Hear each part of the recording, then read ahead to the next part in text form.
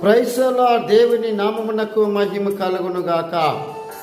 దేవుడు మిమ్మల్ని మీ పిల్లలను దీవించి ఆశీర్వదించునుగాక. మీ పరిచర్య సరిహద్దులు విశాలపరచబడునుగాక. ఈ ఉదయ కాలంలో దేవుని హృదయంలో పెట్టిన మాటను మీతో పంచుకొని మిమ్మల్ని బలపరచాలని, వాక్యములో బలపరచాలని ఇష్టపడుతూ ఉన్నాను. ద్వితీయోపదేశకాండం 34వ అధ్యాయం 9వ వచనంలో మనం చూసినట్లయితే, మోసే ఇజ్రాయేలు ప్రజలని నడిపించినాడు. మోసే నడిపించిన తర్వాత మోసే చనిపోయే ముంగట యెహోషువని పిలిచి యెహోషువ మీద చేతులుంచినప్పుడు యెహోషువ అంట జ్ఞానాత్మపూర్ణుడైన వాక్యంలో మనం చూస్తూ ఉన్నాం. ఈరోజు మన పిల్లలు ఎలా ఉండాలంటే జ్ఞానాత్మతో నింపబడాలి. అక్కడ రెండు విషయాలు మనకు కనబడుతున్నాయి. ఒకటి జ్ఞానముతో, రెండేది ఆత్మతో నింపబడినట్లు మనము చూస్తూ ఉన్నాం.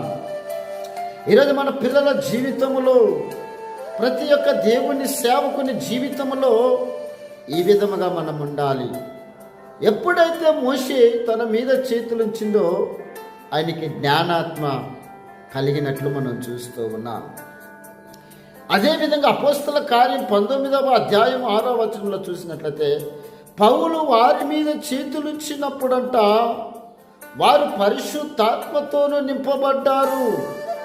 అదే విధముగా వారు ప్రవశించటం మొదలుపెట్టినారు.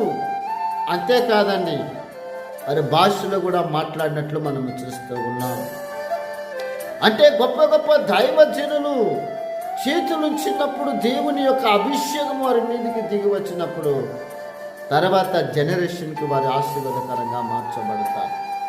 నీ పిల్లలు దీవెనకరంగా మార్చబడాలంటే, నీ యొక్క పరిచర్య దీవెనకరంగా మార్చబడాలంటే, నీ కుటుంబము దీవెనకరంగా ఉండాలంటే నువ్వు జ్ఞానాత్మతో నింపబడాలి.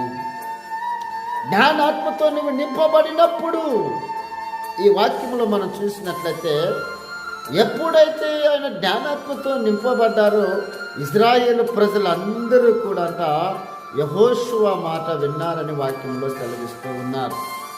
అంతేకాదండి, సొలొమోను కూడా దేవుడు జ్ఞానాత్మతో నింపినప్పుడు సేబాదేశపు రాణి వెండి బంగారములు ఆయన యొద్దకు తీసుకొని వచ్చింది.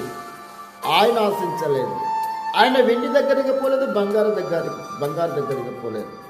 బంగారమే ఐశ్వర్యం ఆయనను వెతుక్కుంటూ వచ్చింది. ఈరోజు అభిషేకం నీ మీద ఉన్నప్పుడు ఐశ్వర్యం నిన్ను వెతుక్కుంటూ వచ్చింది, ఘనత నిన్ను వెతుక్కుంటూ వచ్చింది. దేవుని కృప నీ